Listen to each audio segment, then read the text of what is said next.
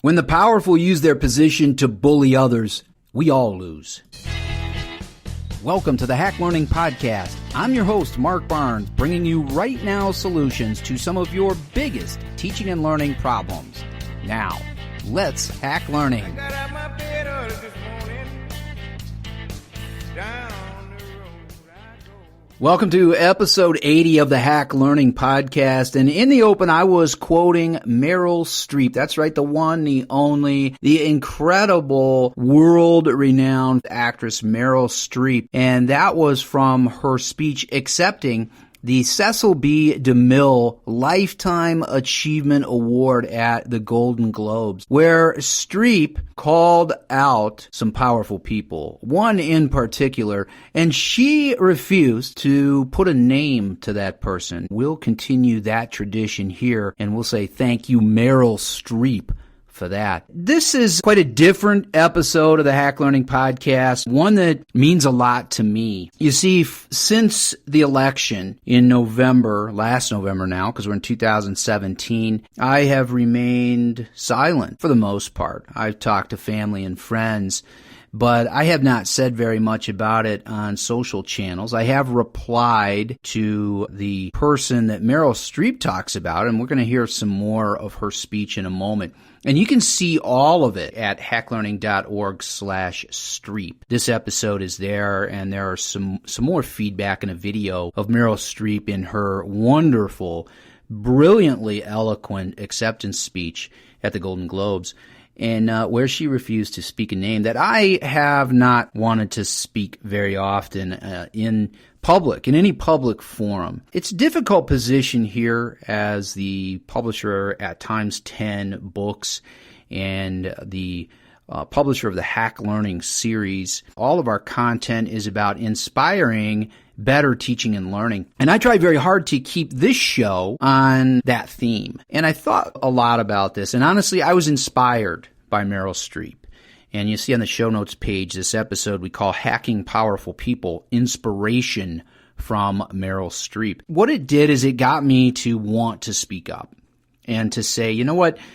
We can do this the right way. There is a good way to talk about powerful people who abuse their power and bully other people. There's a right way to do that. And I thought, I don't know in my position if I can do that because I do represent an organization. And I'll just give the disclaimer that everything I say here and what's written on our show notes page for the Hack Learning Podcast does not necessarily represent the authors and presenters from Hack Learning and Times 10 Books. Having got that out there, what I want to do is share my own thoughts, mostly about what Meryl Streep says, because I think, whether she used the term or not, she was hacking powerful people. She talks about them, as you heard in the open. And I want to read a little bit more of a statement that you can find at hacklearning.org/Streep. And I want to share this with you because it's really what inspired me. And then it'll lead us to the what you can do tomorrow section, because that's still what this is about. It's about teaching and learning and improving everyone, making life better, and doing it in the practical, simple hack learning way. In her acceptance of the Cecil B. DeMille Lifetime Achievement Award, she's got closets full of Golden Globes. She's won 3 Oscars. You cannot find a more celebrated person. Here's what Streep said, some of it, in her acceptance speech at the Golden Globes. It was that moment when the person asking to sit in the most respected seat in our country imitated a disabled reporter, someone he outranked in privilege, power, and the capacity to fight back. It kind of broke my heart. This instinct to humiliate, when it's modeled by someone in the public platform, by someone powerful, it filters down into everybody's life because it kind of gives permission for other people to do the same thing. Disrespect invites disrespect. Violence incites violence. When the powerful use their position to bully others, we all lose. This was Meryl Streep accepting the Cecil B. DeMille Lifetime Achievement Award at the Golden Globes, where she could have spent the 5 or 6 minutes that she talked reliving her career. She could have talked about the influences in her life. She could have spent 5 minutes thanking people. But instead, she used this platform and this opportunity to speak up. And I believe we need to do this more. And it's why I'm doing it now in this podcast episode and over on the show notes page at hacklearningpodcast.com. And this is episode 80, Hacking Powerful People. I decided to do this because I was so inspired. It was the words of Meryl Streep that made me feel like it's time to speak up. As I said earlier, I have not been speaking up.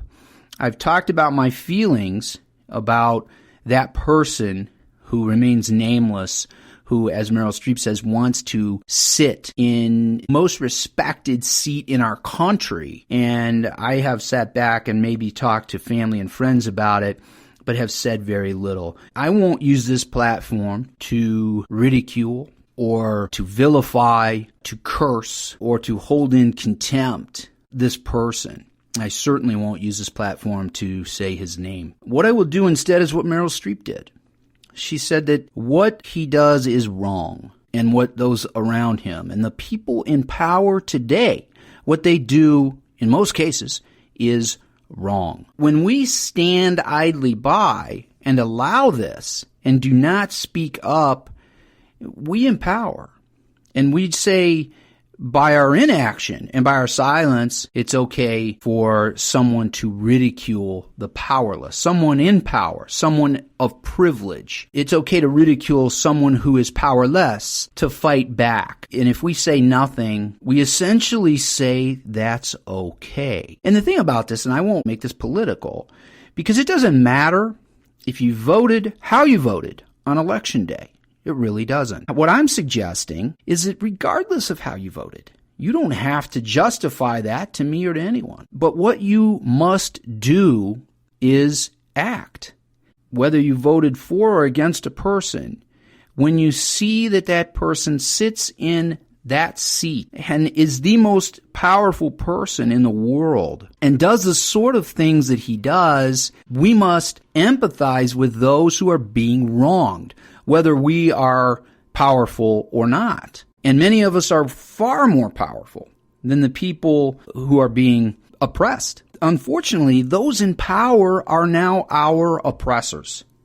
And it's time for us to act. You might say, I don't know what I can do. Here are some suggestions in our What You Can Do Tomorrow segment. What I would say is, first of all, acknowledge the problem, as Meryl Streep did in front of many millions at the Golden Globes in her acceptance speech, in a night that was about her, and she didn't celebrate her. She stood up and acknowledged a problem. When the most powerful man in the world hurts a person who is powerless to fight back, we have to acknowledge that atrocity, boldly, loudly. It's not okay to sit idly by. As parents and educators, we must explain to kids how inappropriate the behavior is, no matter where it comes from, no matter what your political views, no matter whom you voted for. We have to say this behavior is wrong. Another thing we can do is face our oppressors on their own playground. We know that this person who sits in that chair is prone to taking his oppression to social media. Rather than sit back and do nothing and read and weep, or read and laugh, as the case may be, we should go and face the person on his playground. And that is to say that we still need to do it, but we need to do it the right way. We want to openly show that we will not tolerate what's going on, but we can do it in a dignified way. So rather than composing hateful posts on your social channels, we want to expose the wrongdoer and his acts and remind people to do all they can to spark change. And we do that by speaking up. Go to Facebook, go to Twitter, go to your blog, go to LinkedIn, go to your podcast, go wherever it is you go, in any public forum, in person, and say, this is wrong and we should not stand for it. And the more people who say something about it, the better chance we have to see it go away. Although we may not be able to remove people from power who should not be in power at this point in time, what we can do is work hard to make them behave in a manner that is appropriate to the office. Third thing that you can do tomorrow is recruit the strong to help you. We teach students to stand up for the weak, to defend those who can't defend themselves. If your voice isn't enough, find others with larger audiences to help you shine a bright light on every horrible thing our more powerful oppressors say and do. Find those people. You know them. There are people who are broadcasting on Facebook daily, who are building large audiences. Anytime you see someone on a live video or you see a recorded video and it's got hundreds of views and it's got dozens or hundreds of likes and comments and interaction, this is a powerful person. And if you know this person, go to him or her and say, hey, did you see what this leader said? We can't stand for that. The next time you're going to say something, point it out. It does not have to be a political rant. We don't have to take a side, Democrat or Republican or independent for that matter. What we have to do is say this person did or said this and it is wrong. And we can't have our children looking at this person and saying, look at the position that this person is in. Shouldn't I be following what that person does? Because we're seeing too much of that already. So many people are joining the oppressors because they think it's okay. If we can elect someone who ridicules and hates, then people say, well, maybe it's okay to ridicule and hate. And it's our job, no matter how you voted in an election, to tell people that ridicule and hate will not be tolerated. And we must teach this to our kids. Today, I implore you to check out Meryl Streep's acceptance speech at the Golden Globes because it is an extremely powerful message. You can find it at hacklearning.org/Streep. You could click into episode 80 at hacklearningpodcast.com. It's time for us to hack the powerful. We need to push back when powerful people harm the powerless around them. Please do that. And thanks for listening to Hack Learning. As always, we continue the conversation at #HackLearning on Twitter and on the show notes page at hacklearningpodcast.com. Thanks for listening. See you next time.